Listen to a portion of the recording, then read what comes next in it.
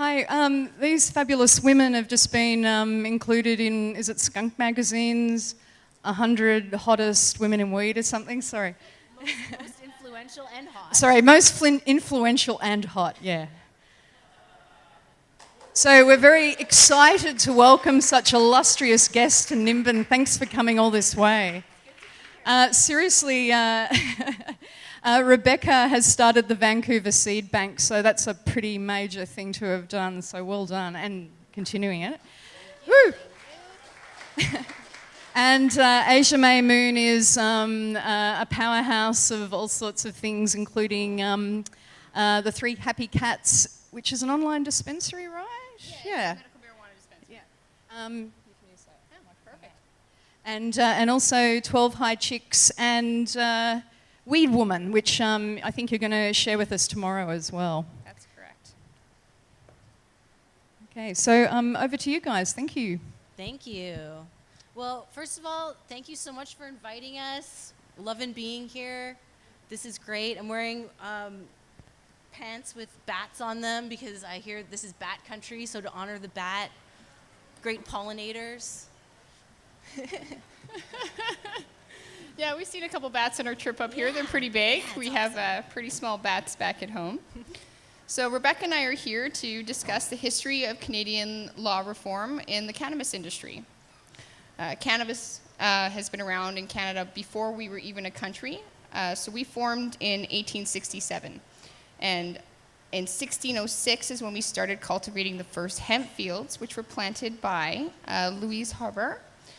He was, I believe, a French Canadian, and he started in Nova Scotia with our first hemp fields. Yeah, he rallied for a long time to finally get hemp cultivated in Canada. Mm-hmm. Yeah, that's pretty awesome. And then we kind of kept up with that until about 1873, where we began using marijuana for medical use.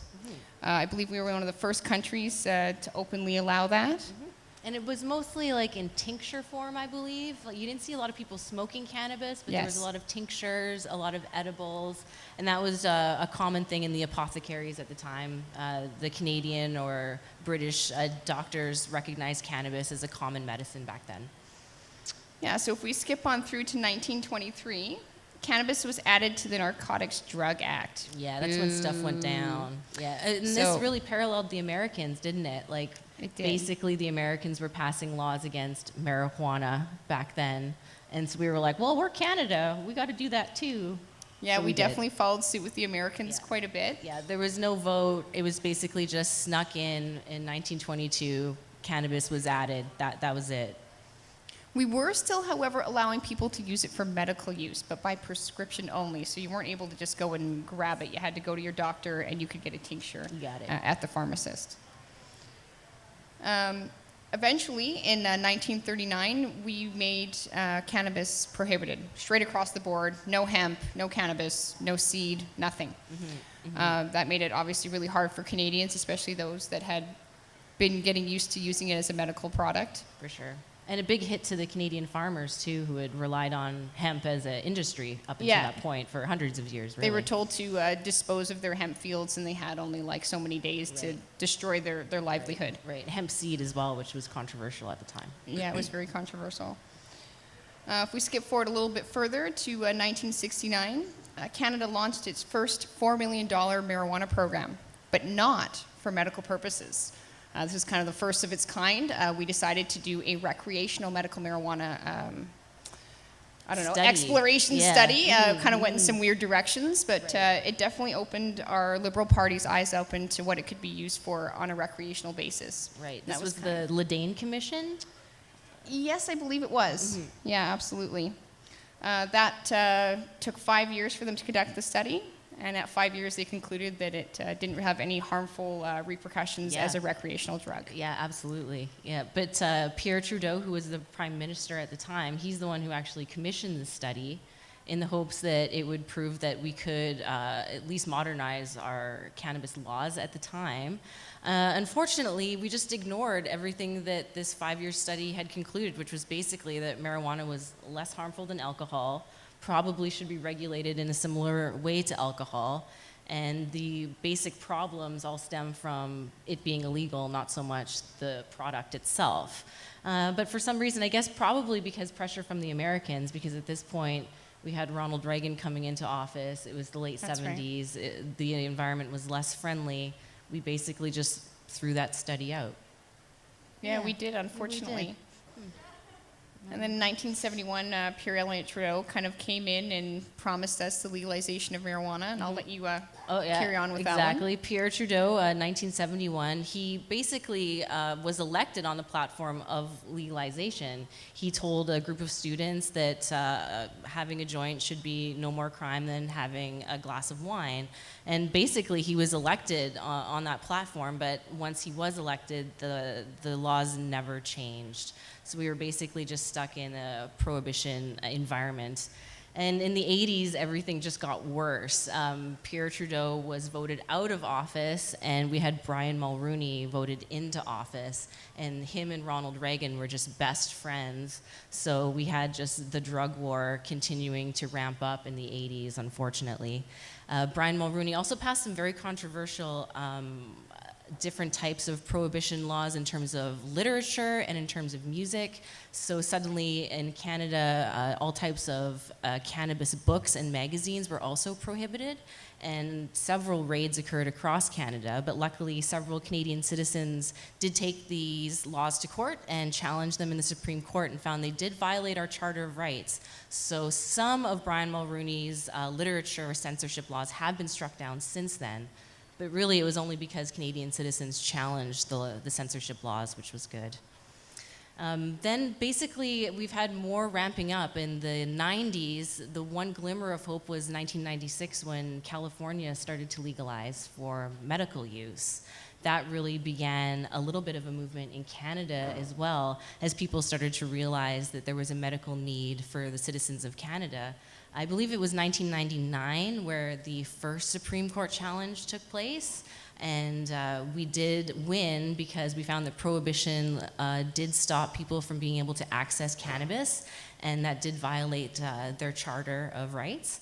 And so we had Section 56, which was the first step in Canada's medical marijuana program.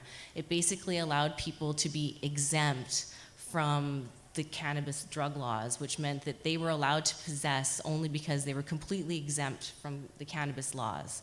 And this worked for a little while. For about 5 to 7 years, this was the program. But again, the citizens took the Canadian government to court saying this is way too difficult for us to access this program. Medical marijuana should be easy for us to access the same way it is in California. So Health Canada was basically forced to start a medical marijuana program by the Supreme Court. And it's been a back and forth challenge ever since then. Basically, Health Canada is fighting the citizens of Canada, but the Supreme Court is mediating and basically forcing the government of Canada to produce some sort of medical marijuana program, even though it kind of sucks, but it's a start anyway. Absolutely, it was a good start. Shortly after that, we introduced one of the first synthesized or pharmaceutical-grade THCs, which is offered in a pill form. This helped with a lot of people that weren't able to smoke, but then created controversy amongst, more natural hippie pot smokers that felt that, Big Pharma was coming in to kind of take over the job. I personally use both the flower as well as pharmaceutical-grade marijuana, and we've since then brought Marinol off the market and brought a new product in called Sesament. But a lot of people argue the point that the flower is where it's at, and then from there, I believe we then started challenging the government over our right to grow.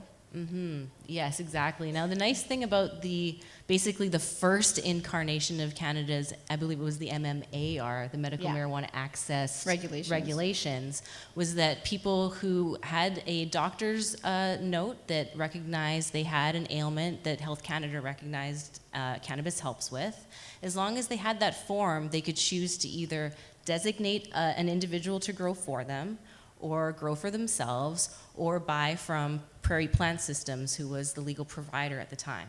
So that was a nice spectrum. That was all kinds of different options there. And most people really prefer to grow their own. That way they know what they're getting and exactly what was put in it and exactly what they want.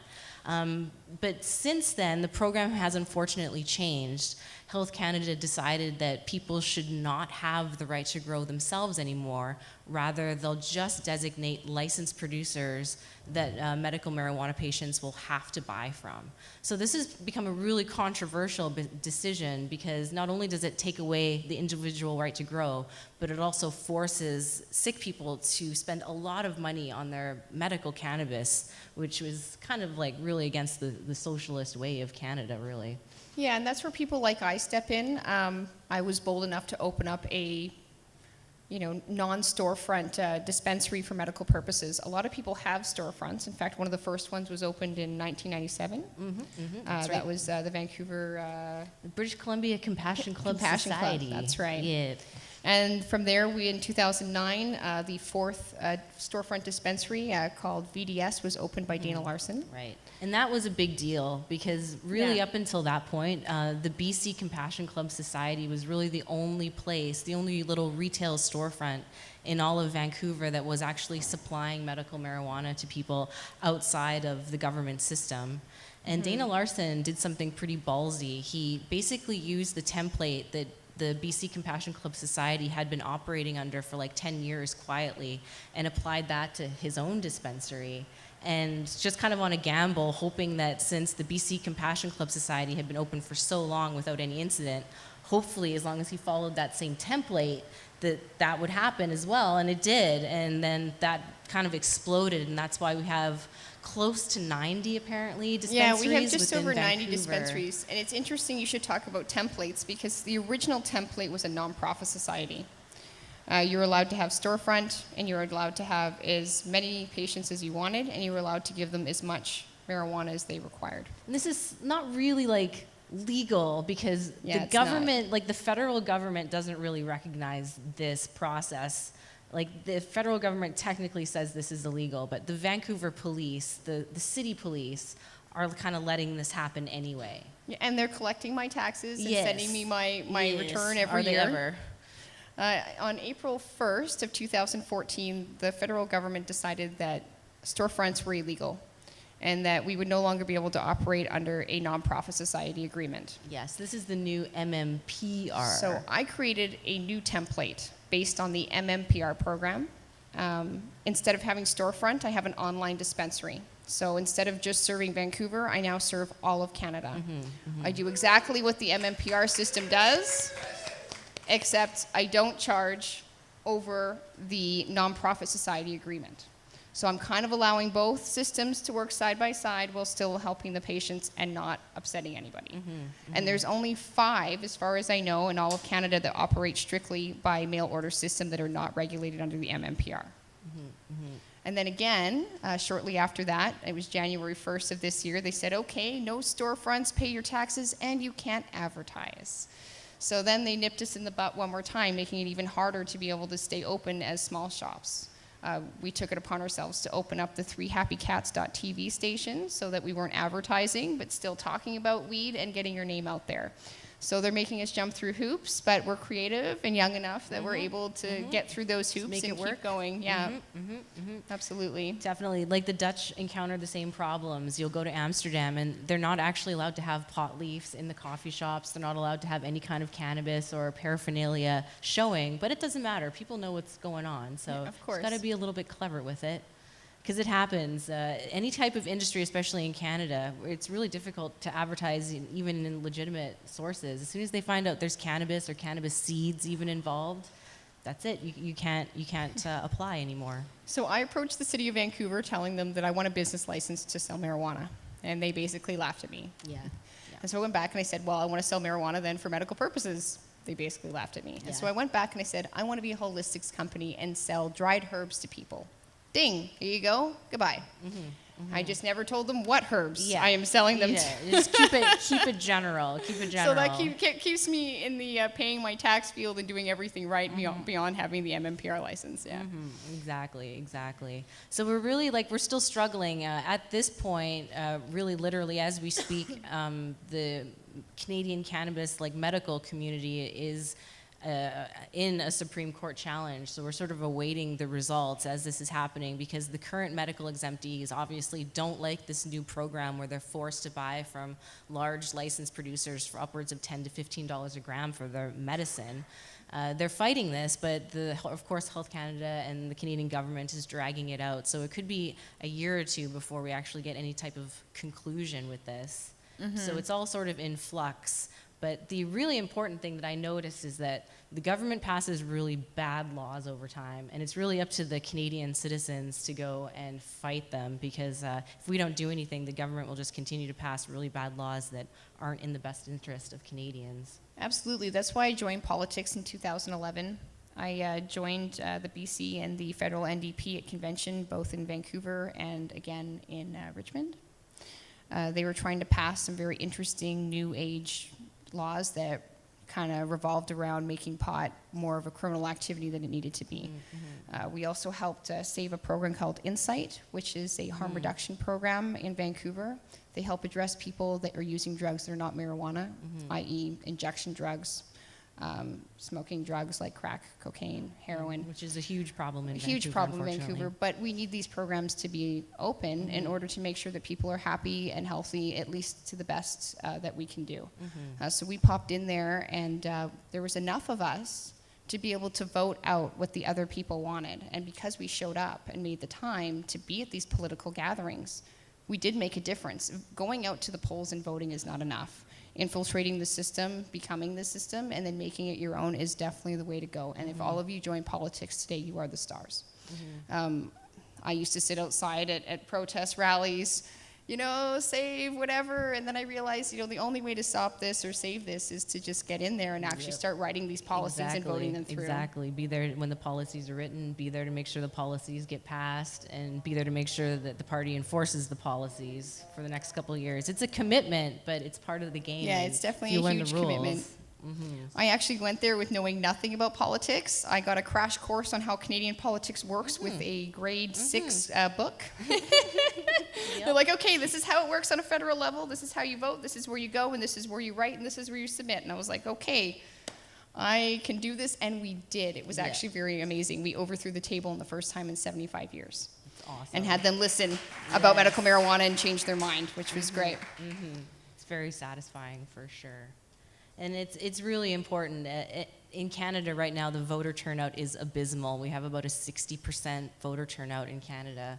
And that's why we have Stephen Harper in power, because it's basically only the people 50 plus that are voting, and the rest of Canadians are completely apathetic about politics. So basically the slogan for 2015 is just show up and vote. So because people really need to get involved, otherwise it'll just be Stephen Harper again, and more tar sands and more drug prohibition. I think we should talk a little bit about what's going on in our city with our city going up against the federal government licensing our dispensaries. Because this is the most recent thing. Yeah, this happened while we left, so we're like, 2 days into being here, and we find out, oh, we're going to get real business licenses. Look at that. Yeah, I'm in a weird gray area, because I have a retail store in Vancouver that just sells cannabis seeds, but even that is enough for me to be declined for a business license, because cannabis seeds are technically illegal. So unless I lie to the city, that I won't be allowed a business license either. So basically, the city has denied all of the dispensaries a business license thus far, which would normally be around $100 a year annually to just get your little license from the city. But they've denied everybody thus far. It's been about 6 years now that the dispensaries have been gradually opening, and there's close to 90, as I said. Now the city is saying, hey, why don't we actually give you guys licenses, but we're going to maybe charge you $30,000 a year for them. And we have restrictions on where you can be and how you conduct business. Right. So there's probably going to be restrictions similar to the Dutch coffee shops, where they can't be within certain meters of a school. It was 300 meters of a school, 300 meters of a public center or recreational area that's publicly funded. Right. But what I didn't understand was the 300 meters from another existing dispensary. Yeah, that's weird. Many dispensaries in Vancouver, they're friends, they share buildings. In some Vancouver's cases, not a big they city, share really. units. One dispensary and another, they've opened a building together. They're side by side. That is a really big Yeah, that's weird. problem, unfortunately. Yeah. So the city, although it seems like extortion, really, like they're offering us this license with several conditions. The worst of all being that basically the federal government and Health Canada does not like this idea at all, and probably like they can't, like the city can't guarantee that the federal government isn't going to come in and shut us down anyway. Which they could. Yeah, so they could, we could pay $30,000 for this 1 year and then still get busted. That would kind of suck. But that's something that could happen, and that's the current climate in Vancouver as we speak. Yeah, the only thing is when they put that through, it doesn't say anything about online dispensaries only. So I'm not if I were sure you, if I'd I'm... just be like, fuck it. I'm Yeah, not I know. getting it. I don't think I'm I online. actually apply to this new law No, because I I wouldn't don't have a bother. storefront and I exist everywhere. I have an incorporated company that's federally approved, Right. so I can be anywhere in Canada I want to be. It's definitely an advantage of being online. You're more stealth that way. It's hard for them to like get rid of you physically Because my address is actually a web page according to the Incorporated Business People of British Columbia, or Yeah. Business Services. Yeah. We're located at You're good then. You're good www.3happycats.biz. That's Well, I their hope that home as address. just cannabis seed sales, I don't know. A person from the city did come to my store. He said I was on a list of all of the places. So as far as the city is concerned, I'm considered a dispensary, although I don't actually sell the final product. I just sell like a lot of seeds. Interesting. So, Well, we share a building, so yeah. we could just somehow put a stick between us, and you can stand on that side, and I'll stand on this side. We'll be safe. Yeah, we'll be safe. Yeah. Yep. So I feel like Australia has a lot of parallels to Canadian politics, especially in the way that the population is very spread out here, and you have small pockets of people. So it's really important to get busy on a civic level in terms of the city policies, as well as on a federal level. That's been our most successful methods thus far Absolutely. as Canadians. Just showing up is also helpful. So that's pretty much everything that's going on in Canada and has happened. Does anyone have any questions? Yeah. Well, wait a sec. So we got the microphone on you. Are you on?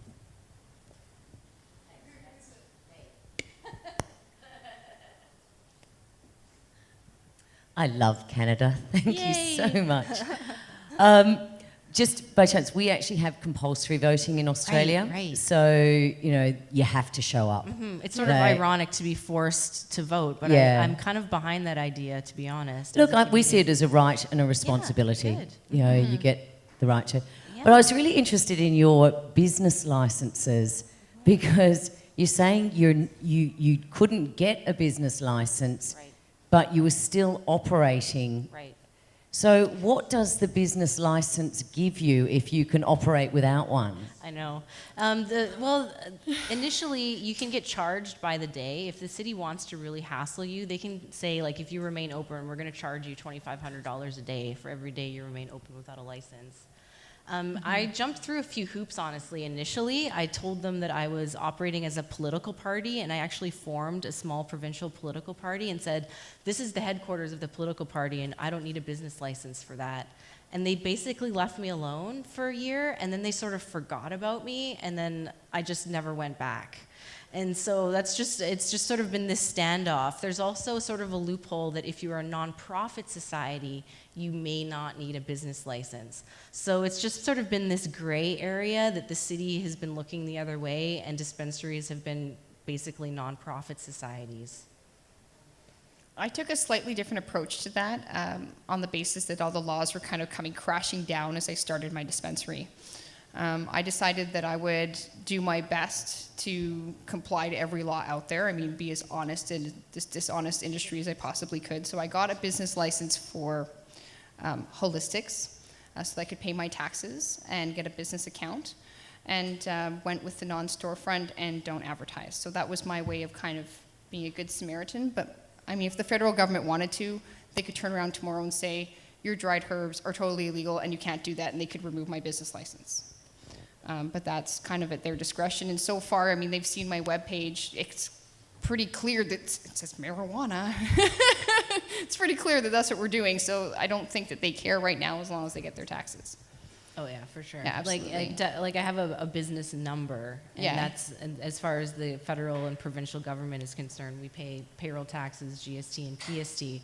But as far as the city is concerned, where I operate a retail store, they would never offer me a business license unless I just lied and said just garden seeds and didn't say the cannabis part. Yeah, see, I But as a non-retail sugar-coated it. store, I didn't you lie. know, I just said right. it's holistic. A bunch of sugar on top, yeah.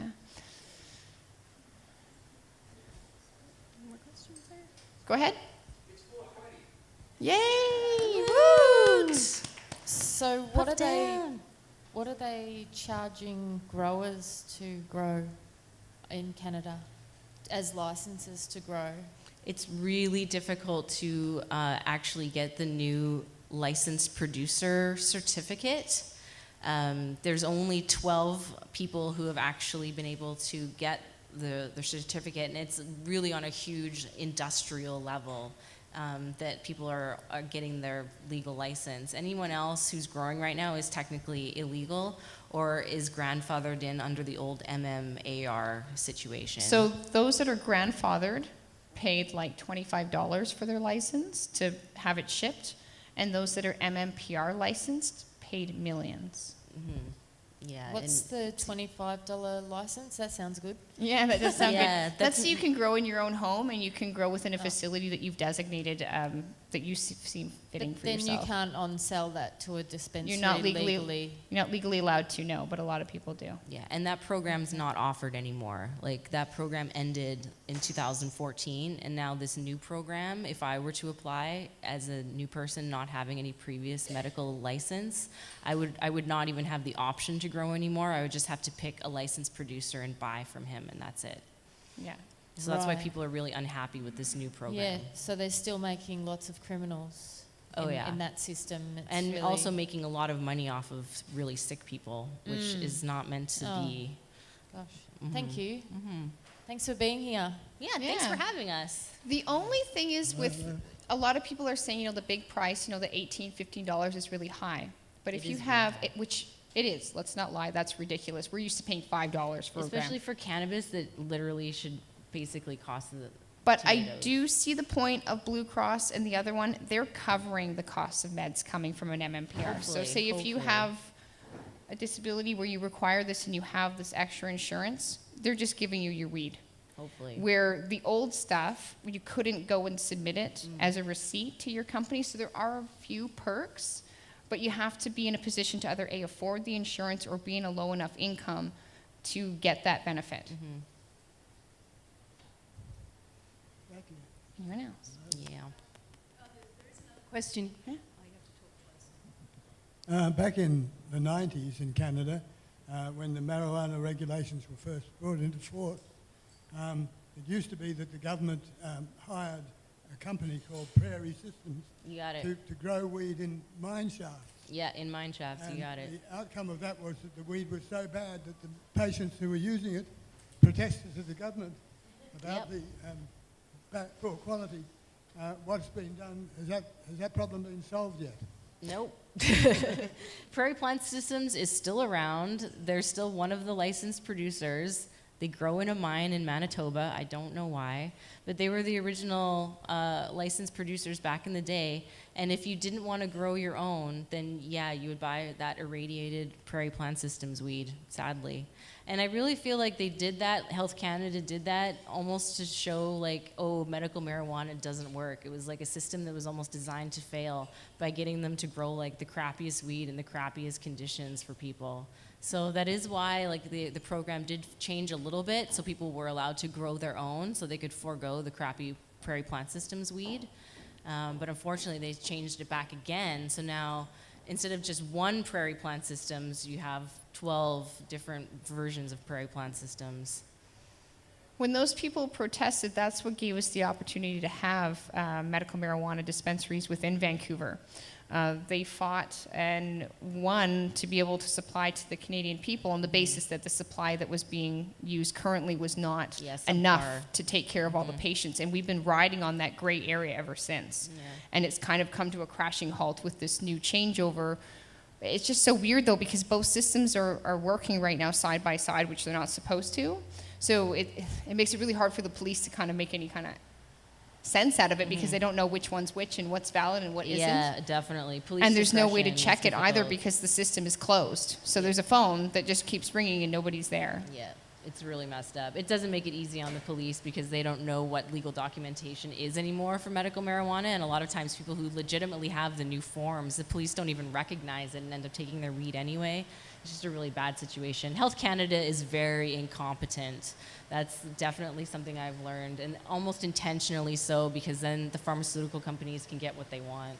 So I was one of the first people to actually get medical marijuana from Prairie Plant Systems. I am not very good at growing. I had a team though teach me. That's okay. They taught me well enough that I won some competitions for my pot later on in life, but when I first started out here, I couldn't grow anything, and I got this silver and gold packet with pot in it that had been ground up with the stem and the seed and the leaf and everything and radiated.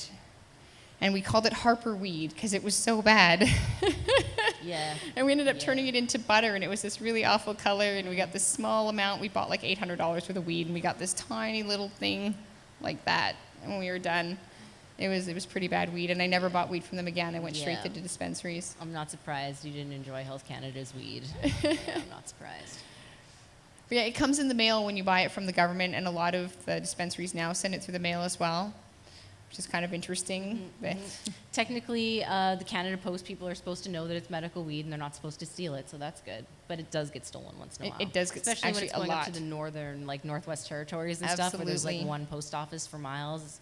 They tend to disappear once in a while, but that's the best that the program can offer right now. So, also the evolution of the American law is really changing the Canadian climate quite a bit. Historically, as I mentioned, whenever the Americans start to modernize a little bit, that gives the Canadians the allowance to do to be able to as do the same well. thing, yeah. So with Washington State, which basically borders British Columbia and Alaska and Oregon and several other And dozen California. states, yeah, California, all legalizing.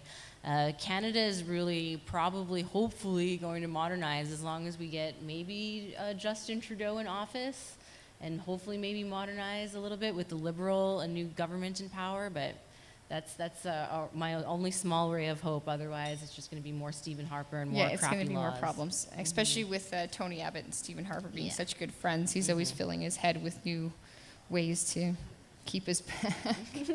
Yeah, they're So the is besties. Justin Trudeau related to Pierre? He is. That's Yes, his son. that's his son. Yeah, so there's a little bit of that happening in Canada. And I'm a little bit skeptical because Justin is doing exactly what his dad did in the 70s. Pierre Trudeau was like, I'm going to legalize. Just vote for me. I promise. Oh, forgot about that. See ya. And Yeah, but you know what? I think feel the like Americans Justin- pressured Hopefully. Yeah. Pierre Elliott yes. Trudeau because it was strange that he was totally all pro pot, and then the Americans came in and he just got quiet. The and that was it. It Americans was were over. really mad we didn't go to Vietnam too at the Well, time. that didn't help either, yeah. So I think that didn't help. But maybe now with this new climate in the Americans And the fact that all the Americans are and doing it on a Obama. state level, yeah, I think we're really ready to go to the next level here. Okay, well, thank you so much for coming all this way and sharing.